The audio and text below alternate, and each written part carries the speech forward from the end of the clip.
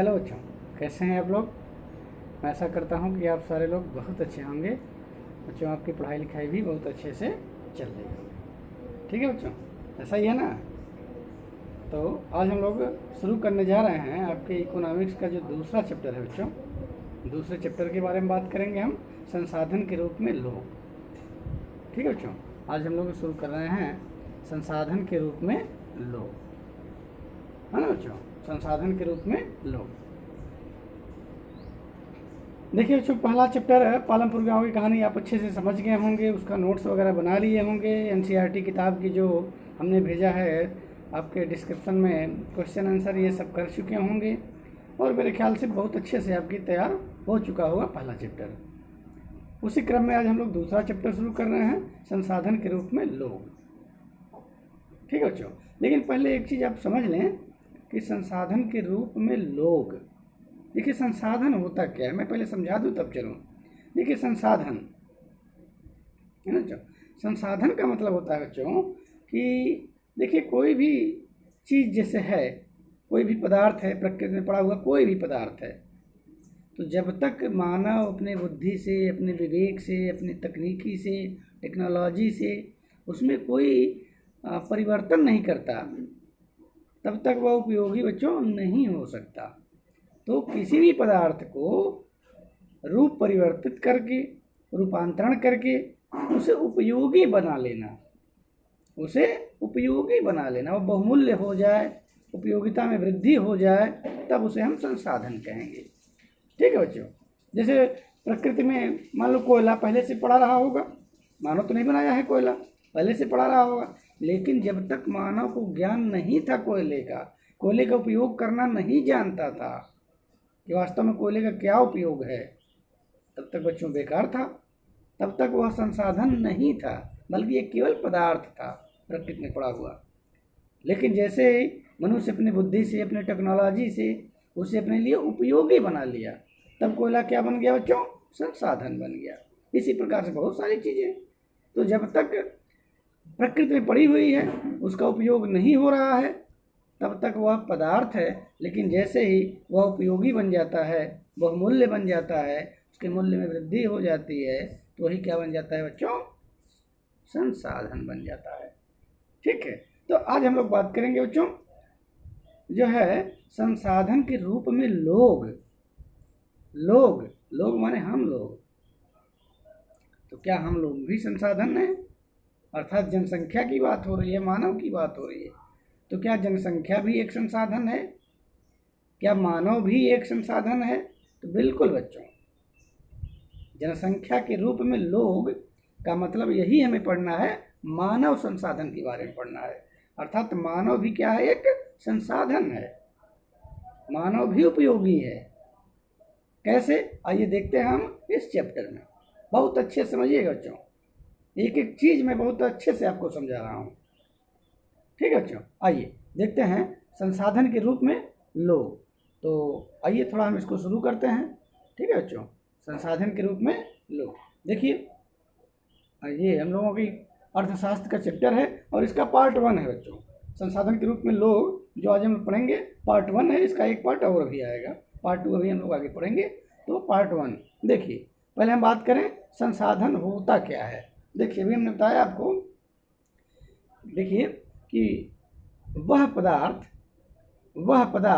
देखिए बच्चों, वह पदार्थ जिसे हम इस प्रकार रूपांतरित किया जाए कि वह बहुमूल्य तथा उपयोगी बन जाए, भी हमने आपको संसाधन कहलाता है।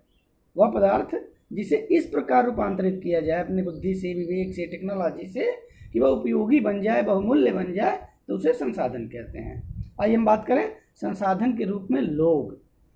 देखिए बच्चों, संसाधन के रूप में लोग, तो संसाधन के रूप में लोग से क्या आशय है, किसी देश में कार्यरत लोगों के उत्पादन कौशल और क्षमताओं से है बच्चों। मतलब भाई संसाधन हम तभी होंगे जब हम कोई चीज़ उत्पादन करेंगे, हमारे अंदर कौशल विकास होगा, है ना, क्रियाकलाप होंगे, अपनी बुद्धि से हम नई नई खोज करेंगे, टेक्नोलॉजी विकसित करेंगे, तभी तो हम संसाधन होंगे, है ना। तो वही बात है, संसाधन के रूप में लोग का मतलब है कि किसी देश में कार्यरत लोगों के उत्पादन कौशल और क्षमताओं से है। अन्य संसाधनों की भांति जनसंख्या भी एक संसाधन है। ये भी हमने बताया बच्चों, संसाधन है जिसे मानव संसाधन कहा जाता है ना, मानव संसाधन। लेकिन ध्यान दीजिएगा बच्चों, क्या सारी जनसंख्या मानव संसाधन है? यहाँ पर सोचने वाली बात थोड़ा ध्यान से समझिएगा कि क्या सारी जनसंख्या, जितनी जनसंख्या है, क्या सब मानव संसाधन है? क्योंकि जनसंख्या का मतलब मानव, तो क्या जितने मानव हैं, जितनी भी जनसंख्या है, सब मानव संसाधन है? तो कहेंगे नहीं, नहीं। जो इसी पे हमें बात करना है। किसी देश की तरक्की में वह देश उतना ही ज़्यादा तरक्की करेगा जिस देश में मानव संसाधन अधिक हों, क्योंकि प्रकृति में एकमात्र मानव ही ऐसा संसाधन है जो सक्रिय रूप में है। सक्रिय रूप में है बच्चों, केवल मानव संसाधन। बाकी अन्य कोई भी संसाधन है वो निष्क्रिय अवस्था में है। जब तक मानव उसमें कोई अपना जो है तर्क और ये बुद्धि, विवेक, ज्ञान, कौशल से उपयोगी नहीं बनाएगा, तब तक वैसे वो पड़े रहेंगे। अर्थात हम कह सकते हैं कि सबसे श्रेष्ठ संसाधनों में कौन संसाधन है बच्चों? तो कहेंगे मानव संसाधन है, कि मानव ही अन्य संसाधनों का दोहन करेगा, उपयोग करेगा। ठीक है बच्चों, तो इसे मानव संसाधन कहते हैं। मानव एक सक्रिय संसाधन है, जबकि अन्य साधन कैसे बच्चों? निष्क्रिय हैं। मानव संसाधन ही भूमि व भौतिक पूंजी व अन्य संसाधनों का उपयोग करके उन्हें उपयोगी बनाता है। जब तक ये मानव जो है उसमें उपयोग नहीं करेगा, तब तक वो संसाधन नहीं बन पाएंगे। इसलिए जो है कह सकते हैं कि मानव संसाधन अन्य संसाधनों की तुलना में श्रेष्ठ है। ठीक है बच्चों, आइए। अतः मानव संसाधन एक कीमती राष्ट्रीय संसाधन है। मानव संसाधन एक कीमती राष्ट्रीय संसाधन है जिसे बड़ी सहजता और सावधानी पूर्वक संजोने, पोषित करने और विकसित करने की आवश्यकता है। क्यों बच्चों? क्योंकि जिस देश में मानव संसाधन अधिक होंगे वह देश उतना ही तरक्की करेगा, क्योंकि सारे कार्य जो भी हो रहे हैं सब मानव संसाधन के द्वारा ही हो रहे हैं। प्रकृति में पड़ी अन्य संसाधनों का दोहन उपयोग मानव ही करता है। अर्थात जिस देश का मानव जितना ज्ञानी होगा, विवेकशील होगा, तर्कशील होगा, जिस देश में वैज्ञानिक अनुसंधान ज़्यादा हो रहे होंगे, शिक्षा, स्वास्थ्य, इन सब सुविधाओं पर ज़्यादा ध्यान दिया जा रहा होगा, तभी तो मानव संसाधन बनेंगे, तो वह देश उतना ही तरक्की करेगा बच्चों। आइए हम बात करेंगे मानव पूंजी की। देखिए मानव पूंजी, थोड़ा ध्यान दीजिएगा, मानव पूंजी की बात कर रहे हैं हम। जब शिक्षा, प्रशिक्षण और चिकित्सा सेवाओं में निवेश किया जाता है, थोड़ा सा एक चीज़ बहुत ही ध्यान से समझिएगा इसको बच्चों। यहाँ पे एक बात कहा जा रहा है आपसे कि शिक्षा, प्रशिक्षण और चिकित्सा सेवाओं। देखिए शिक्षा, प्रशिक्षण और चिकित्सा, यही तीन ऐसे प्रकार हैं बच्चों जिससे कि मानव संसाधन के रूप में बदला जा सकता है जनसंख्या को। कोई जनसंख्या है उसे संसाधन के रूप में कब बदलेंगे हम? जब उसमें शिक्षा, प्रशिक्षण और चिकित्सा सेवाओं का निवेश किया जाएगा। निवेश मतलब उनमें जो है ये प्रदान किया जाएगा। क्या क्या? शिक्षा, प्रशिक्षण और चिकित्सा। तो शिक्षा, प्रशिक्षण तो एक ही बात है, तो ये इतना ध्यान रखिएगा, केवल दो बात याद रखिए आप, शिक्षा और चिकित्सा। शिक्षा और चिकित्सा से जो है जनसंख्या को हम संसाधन के रूप में बदल सकते हैं, मानव संसाधन के रूप में बदल सकते हैं। ठीक है बच्चों, तो शिक्षा और चिकित्सा। आगे हम बात करें तो जनसंख्या कह रहे हैं कि ये बन जाएगी, कैसी जनसंख्या बन जाएगी बच्चों? मानव पूंजी में बदल जाएगी। तो मानव पूंजी में बदलने के लिए क्या करेंगे हम? शिक्षा, प्रशिक्षण, चिकित्सा, ये सबसे मानव संसाधन बनाएंगे, और यही मानव संसाधन क्या है बच्चों? मानव पूंजी है। ठीक है, तो ये मानव पूंजी है। जैसे हम बात करें डॉक्टर, अध्यापक, इंजीनियर, दर्जी, अन्य बहुत सारे व्यवसाय में लगे लोग, ये सब क्या हैं? मानव पूंजी हैं। यही पूंजी है मानव पूंजी। सोचिए डॉक्टर, अध्यापक, इंजीनियर ये सब जब न रहेंगे तो फिर मानव के बहुत सारे कार्य जो है कि नहीं हो पाएंगे, मानव अधूरा हो जाएगा। तो ये नहीं मानव पूंजी, यही तो मानव संसाधन है या मानव पूंजी है। लेकिन ये मानव संसाधन या मानव पूंजी बनेंगे कैसे? क्या जितनी जनसंख्या है सारे लोग डॉक्टर, अध्यापक, इंजीनियर, वकील, अन्य पेशे में आ जाएंगे? नहीं बच्चों। तो इसके लिए दो चीज़ें जरूरी हैं। क्या क्या? शिक्षा और चिकित्सा। शिक्षा और चिकित्सा, याद रखिएगा ये दो बातें। मतलब व्यक्ति पढ़ा लिखा हो और वह शारीरिक रूप से स्वस्थ हो, तभी वह अन्य कार्य ये सब कर सकता है। पढ़ा लिखा हो और शारीरिक रूप से स्वस्थ हो, ठीक है बच्चों, तब वह मानव संसाधन हो जाएगा। और मानव संसाधन ही जो है क्या होता है? मानव पूंजी होता है। जैसे यहाँ पे आप देख सकते हैं डॉक्टर, वकील, इंजीनियर, दर्जी, अध्यापक, ये सब का जो है आप यहाँ पे आप देख सकते हैं। तो ये सब क्या है कि देश की अर्थव्यवस्था में अपना योगदान दे रहे हैं, तो इसलिए हम इनको जो है मानव पूंजी कहेंगे। और ये सब एक संसाधन के रूप में है, ठीक है बच्चों। तो मेरे ख्याल से आप समझ रहे होंगे इस बात को। देखिए यहाँ पे दो बच्चे आपस में बात कर रहे हैं, बुक में देख लीजिएगा। ये सब कह रहे हैं कि मानव पूंजी जो है वो श्रेष्ठ पूंजी है। अन्य पूंजी से जो भौतिक पूंजी है उन सबसे जो है ज़्यादा श्रेष्ठ कौन है बच्चों? मानव पूंजी है, अर्थात मानव संसाधन है, ठीक है बच्चों। चलिए अब हम बात करें, एक बहुत महत्वपूर्ण फैक्ट ये है, देखिए यही आपको समझना है। अनेक दशकों से मतलब कई सालों से कह रहे हैं कि भारत में विशाल जनसंख्या को एक दायित्व माना जा रहा था। अनेक दशकों से, कई सालों से, है ना बच्चों, कह रहे हैं भारत में विशाल जनसंख्या को एक दायित्व माना जा रहा था। दायित्व मतलब क्या होता है? बोझ कह लीजिए, एक बोझ, एक जिम्मेदारी, है ना बच्चों, कि बढ़ती हुई जनसंख्या को खिलाना पिलाना और बाकी सारी रहन सहन उसकी व्यवस्था करना। तो ये कह सकते हैं, ये कहा जा रहा था कि ये हमारे विकास में बाधक हैं, ये बोझ बने हुए हैं। लेकिन बच्चों ये दायित्व वाली जो जनसंख्या है, कह रहे हैं लेकिन मानव पूंजी में निवेश द्वारा इन्हें एक संसाधन के रूप में बदला जा सकता है। याद रखिएगा बच्चों। तो जनसंख्या को मानव पूंजी में कैसे बदलेंगे बच्चों? तो निवेश द्वारा, मानव पूंजी के निवेश द्वारा। वो निवेश क्या है बच्चों? शिक्षा और चिकित्सा, याद रखिएगा, शिक्षा और चिकित्सा। शिक्षा में बहुत सारी चीज़ें आ जाएंगी, शिक्षा, प्रशिक्षण, ये सब आ जाएगा। तो शिक्षा और चिकित्सा, ये दो चीज़ों के निवेश द्वारा इन्हें जो हम बोझ समझते हैं, दायित्व समझते हैं जनसंख्या को, उसे हम एक संसाधन के रूप में बदल सकते हैं। अर्थात इसे हम कह सकते हैं कि एक संसाधन के रूप में बदलने पे ये देश की अर्थव्यवस्था में अपनी योगदान दे सकते हैं, ठीक है बच्चों। कैसे? इसे आइए हम समझते हैं एक विलास और शकल की कहानी से। देखिए शकल और विलास की कहानी के माध्यम से इसे हम समझते हैं। आपके बुक में दिया गया है बच्चों, इसे थोड़ा सा आप पढ़ लीजिएगा। ये शकल और ये विलास की कहानी। आइए देखते हैं शकल और विलास की कहानी क्या है।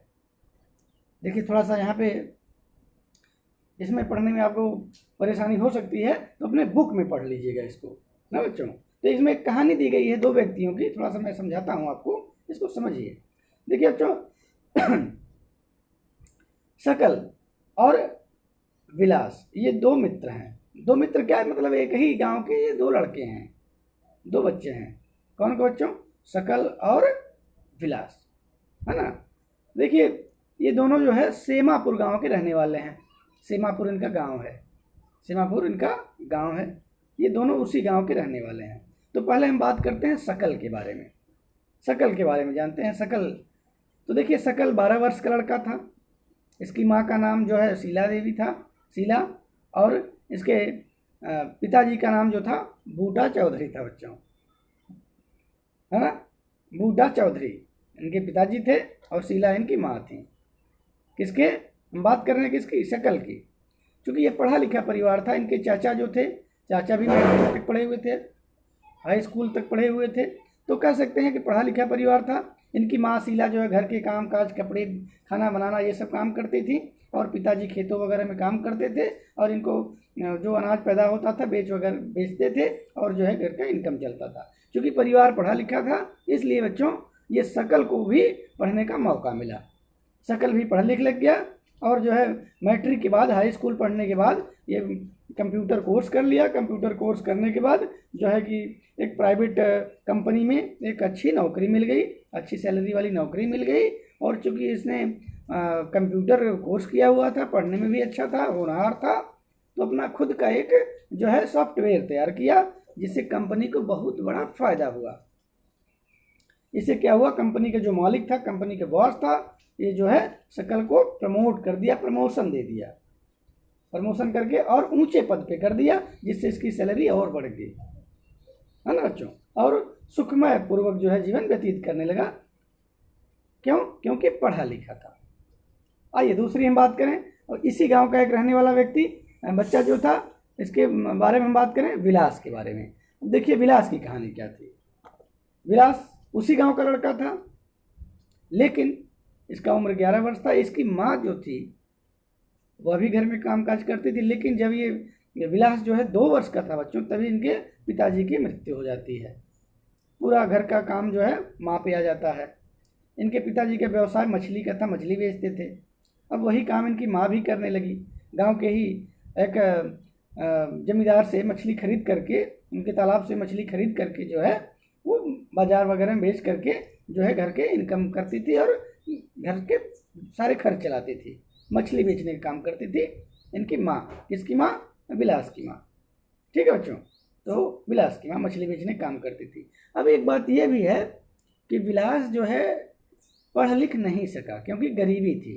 ध्यान दीजिएगा, पढ़ लिख नहीं सका। और दूसरी और सबसे बड़ी परेशानी की बात आ गई, परेशानी की ये बात आ गई कि विलास को है जो है वो गठिया रोग हो गया। गठिया का मतलब हड्डियों का रोग जो है, हाथ पैर में दर्द रहना, गांठों में दर्द रहना, तो गठिया रोग हो गया। देखिए, तो अब यहाँ पे देखिए विलास की बात करें तो दोनों चीज़ इसके पास नहीं है बच्चों, ना तो शिक्षा ना तो स्वास्थ्य। अभी हमने आपको बताया कि मानव संसाधन बनने के लिए या मानव पूंजी में निवेश करने के लिए 2 चीज़ें आवश्यक है बच्चों, शिक्षा और चिकित्सा। पढ़ा लिखा होना चाहिए और शारीरिक रूप से बच्चों वो स्वस्थ होना चाहिए, तभी तो कार्य कर पाएगा। बहुत पढ़ा लिखा भी रह के शरीर से बीमार है तो भी काम वो नहीं कर पाएगा बच्चों। तो शिक्षा और चिकित्सा ये दोनों होनी चाहिए, जो कि विलास के पास बच्चों ये दोनों नहीं था। विलास के पास दोनों नहीं था, है ना तो शिक्षा, पढ़ा लिखा भी नहीं था, ना तो चिकित्सा, स्वास्थ्य भी इसका सही नहीं था। तो दोनों हुआ क्या कि जो है पढ़ लिख भी नहीं पाया, माँ मछली बेचती थी, तो यह भी जो है गांव में बाद में चल करके वही काम जो परंपरागत काम होते आ रहे थे, पिताजी मछली बेचने का काम, उसके बाद माँ मछली बेचने का काम, उसके बाद बच्चा भी मछली बेचने का काम, तो विलास भी मछली बेचने का काम करने लगे। तो इस तरीके से इसका जीवन संकटग्रस्त हो गया, कष्टमय हो गया बच्चों। बहुत कम इनकम मिल पाता था मछली बेच के, किसी प्रकार से जो है 2 वक्त की रोटी मिल पाती थी, लेकिन बहुत सारी चीज़ों से वंचित हो गया, सुख सुविधाओं से वंचित हो गया। तो देखिए यहाँ पे शिक्षा और स्वास्थ्य दोनों शकल के पास थे, और शकल एक मान सम्मान उसका बढ़ गया, पैसे बढ़ गए और जो है अच्छा जीवन व्यतीत करने लगा। और विलास के पास दोनों नहीं था, शिक्षा और स्वास्थ्य दोनों ना होने के कारण जो है कि संघर्षमय जीवन व्यतीत करने के लिए मजबूर हो गया बच्चों। तो ये थी दोनों की कहानी। आइए हम थोड़ा सा आगे बढ़ते हैं। देखिए हम थोड़ा देखिए यहाँ पे इस चित्र के माध्यम से देखिए बच्चों, ये चित्र के माध्यम से देखिए, आप देख सकते हैं जो है ये, आइए देखिए यहाँ पे ये एक तरफ जो है, हाँ ये देखिए आप देख रहे हैं, इधर वाले जो है कौन है, आप समझ गए होंगे ये कौन है, समझ गए होंगे बच्चों ये कौन है, शकल हैं कि विलास हैं।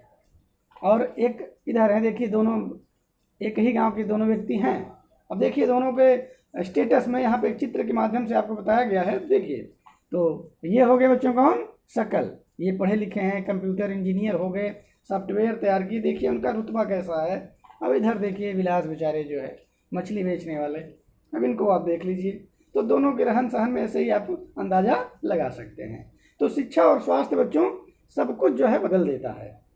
आपका व्यक्तित्व जो है, रहन सहन, सुख सुविधा, और कह सकते हैं कि ये समाज में जो है सम्मान, ये सब कुछ चेंज कर देता है ना। और जो जनसंख्या जो है दायित्व के रूप में है, उसे एक संसाधन के रूप में बदल देता है, एक मानव पूंजी के रूप में बदल देता है, शिक्षा और स्वास्थ्य।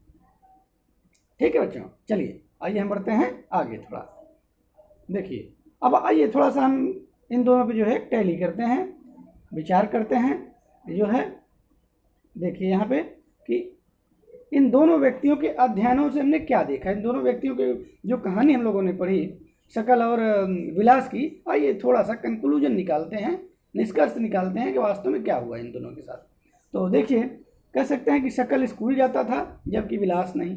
पहला दोनों में अंतर हो गया क्या, शकल स्कूल जाता था अर्थात शकल के पास शिक्षा थी और विलास के पास नहीं बच्चों।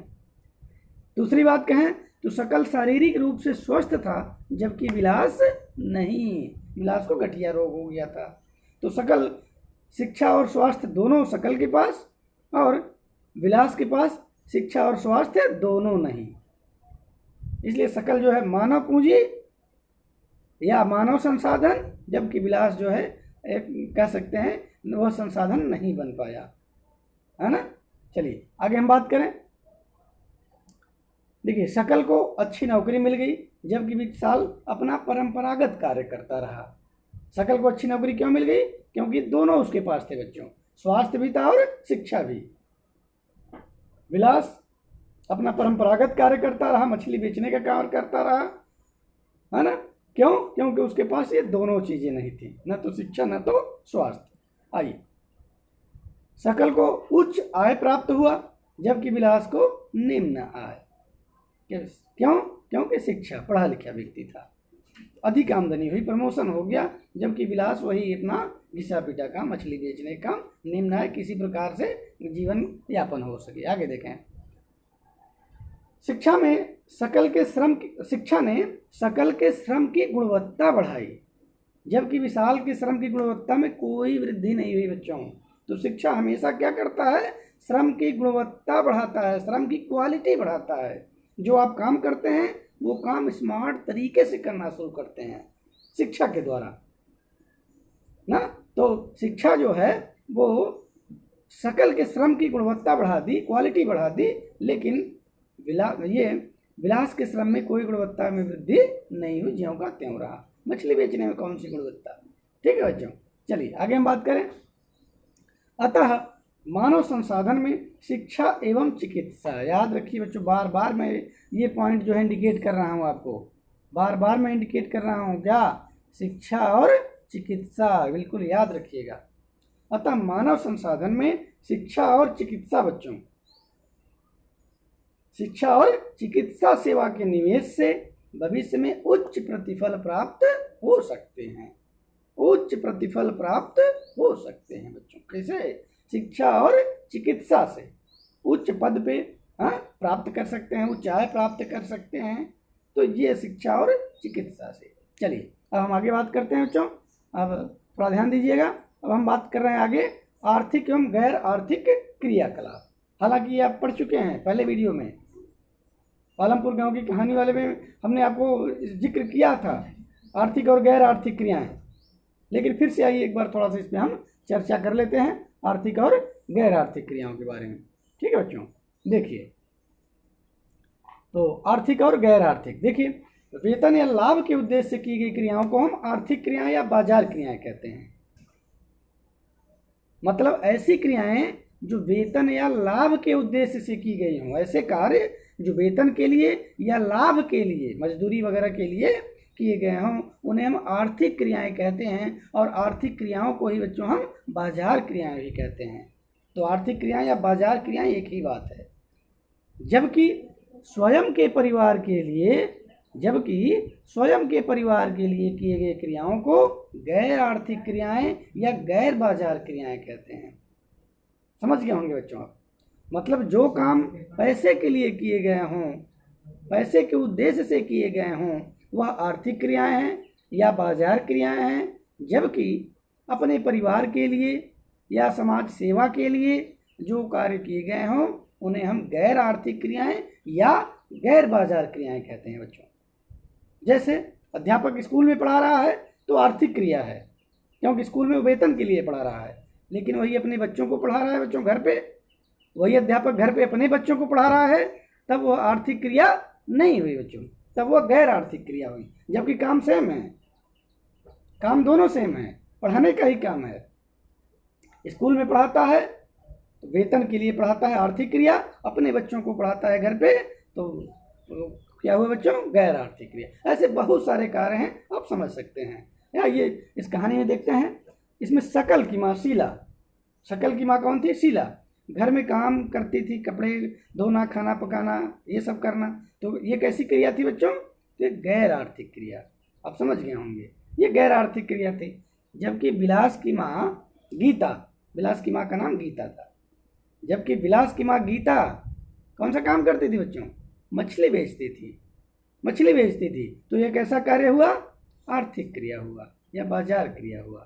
तो अगर पूछा जाए इसमें कौन आर्थिक कौन गैर आर्थिक, तो शकल की माँ का काम गैर आर्थिक या गैर बाजार क्रियाएं, और जबकि विलास की माँ का कार्य मछली बेचना था तो आर्थिक क्रिया या बाजार क्रिया, इसको हम कह सकते हैं। मेरे ख्याल से आप समझ गए होंगे बच्चों, बहुत अच्छे समझे होंगे। चलिए हम आगे बढ़ते हैं। आर्थिक क्रियाकलाप के क्षेत्रक, देखिए बच्चों, आर्थिक क्रियाकलाप के क्षेत्रक, आर्थिक क्रियाकलाप के क्षेत्रक, थोड़ा सा ध्यान दीजिए यहाँ पे, आर्थिक क्रियाकलाप के क्षेत्रक। देखिए क्षेत्रक का मतलब ये हो गया बच्चों, हमने आपको पहले वीडियो में पालमपुर गांव के कहानी वाले में हमने बताया था आपको कि पूरे आर्थिक क्रियाकलाप को 3 क्षेत्रक में बांटा गया है, 3 सेक्टर में जो है बांटा गया है ना। प्राथमिक क्षेत्र, द्वितीय क्षेत्र, तृतीय क्षेत्र, ये हमने आपको बताया था। यहाँ से फिर से एक बार देखिए, आप पुनः एक बार देखिए, है ना। तो एक बार और देखें तो विभिन्न आर्थिक क्रियाकलापों को 3 प्रमुख क्षेत्रकों में वर्गीकृत किया गया है बच्चों। 3 कौन कौन से, देखिए प्राथमिक क्षेत्र, तो प्राथमिक क्षेत्र में कौन कौन आएंगे बच्चों, तो कृषि, वानिकी, पशुपालन, मत्स्य पालन, खनन, ये सब जो आएंगे ये प्राथमिक क्षेत्र में आएंगे, याद रख लीजिएगा इसको। कृषि से संबंधित जितने भी कार्य हैं, चाहे कृषि हो, वानिकी हो, वानिकी माने बागवानी जो है, फूल पौधे लगाना, ये सब, मधुमक्खी पालन हो, रेशम पालन हो, मुर्गी पालन हो, मछली पालन हो, तो ये सारे के सारे किस में आएंगे, प्राथमिक क्षेत्र में आएंगे। इसके अलावा खनन को भी प्राथमिक क्षेत्र में रखा गया है। द्वितीय क्षेत्र की बात करें तो उद्योग और विनिर्माण, विनिर्माण का मतलब किसी भी पदार्थ से नया चीज बनाना विनिर्माण कहलाता है बच्चों। जैसे लकड़ी है तो लकड़ी से नया पदार्थ बना दिए, मेज कुर्सी बना दिए, तो विनिर्माण हो गया, है ना। तो कोई भी नया चीज बनाना, कोई भी नया चीज बनाना उसे हम विनिर्माण कहते हैं, और वही उद्योग भी हो गया, उद्योग में भी नया चीज बनता है। तो दोनों एक ही बात है, उद्योग और विनिर्माण। तो उद्योग और विनिर्माण किस में रखा गया बच्चों, द्वितीय क्षेत्र में रखा गया है। आइए हम बात करें तृतीय क्षेत्र की। तो तृतीय क्षेत्र में व्यापार, परिवहन, संचार, बैंकिंग, बीमा, शिक्षा, स्वास्थ्य, पर्यटन आदि सेवाएं इसमें शामिल की गई हैं। अर्थात जितने सेवा हैं, हमने बताया था आपको, तो शारीरिक या मानसिक श्रम के बदले जो कार्य किया गया हो वो क्या है, सेवा है। तो तृतीय क्षेत्र सेवा का ही है, तृतीय क्षेत्र बच्चों सेवा का है, मानसिक या शारीरिक श्रम के बदले में पैसा प्राप्त करना। तो आपके अगल बगल जितने भी कार्य हो रहे होंगे, आप सबको जो है आप तीनों सेक्टर में से बांट लीजिए कि कौन किस सेक्टर में हो रहा है। अपने ही परिवार से शुरू कीजिएगा, अपने ही परिवार में तमाम लोग कार्य कर रहे होंगे तो उन्हें आप वर्गीकृत कीजिएगा कि कौन से लोग प्राथमिक क्षेत्र के काम कर रहे हैं, कौन द्वितीय के और कौन तृतीय के। ठीक है बच्चों, तो आज हम इसी पे एंड कर रहे हैं। यहाँ पे देख लीजिए थोड़ा जो है आपको ये इसमें दिखाया गया है, देखो बच्चों कि ये प्राथमिक और द्वितीय और तृतीय क्षेत्र के जो है कार्य इसमें आपको दिखाए गए हैं। ऊपर देख रहे हैं आप, तो देखिए ऊपर ये ट्रैक्टर से खेती हो रही है, ऊपर खेती हो रही है ट्रैक्टर से, तो किस क्षेत्र में, प्राथमिक क्षेत्र में। बीच में देखिए ये फैक्ट्री वगैरह लगी हुई है, तो ये हो गए द्वितीय क्षेत्र के कार्य। और नीचे देखिए ये यातायात के साधन है, पानी के जहाज वगैरह हैं, तो ये हो गए तृतीय क्षेत्र, सेवा के क्षेत्र में है। तो प्राथमिक, द्वितीय और तृतीय क्षेत्रीय चित्र के माध्यम से जो है आपको दिखाया गया। ठीक है बच्चों, तो ये बात रही। चलिए, तो इसी पे हम इसको बच्चों एंड कर रहे हैं। और जो है मेरे ख्याल से आपको बहुत अच्छे से ये बात समझ में आई होगी, ये वीडियो बहुत पसंद आया होगा आपको। अच्छे से अपना इसको नोट्स वगैरह आप बना लीजिएगा। अगर कोई प्रॉब्लम आती है, कोई समस्या आती है, तो फिर आप कमेंट के माध्यम से जो है आप मुझसे बात कर सकते हैं। कमेंट कर देंगे तो मैं उसका आंसर दूंगा आपको। ठीक है बच्चों, तो आज के लिए बस इतना ही। और इस चैनल पे बच्चों बहुत सारे वीडियो हैं, हर क्लास के वीडियो हैं। और जो अभी तक सब्सक्राइब न किए हों चैनल को, सब्सक्राइब कर लीजिएगा, तो सारे वीडियो आप तक पहुंच जाएंगे। हर क्लास के लगभग सारे वीडियो हैं, और सोशल साइंस के सारे पार्ट के वीडियो आएंगे इसमें आपके। ठीक है बच्चों, ओके, थैंक यू बच्चों।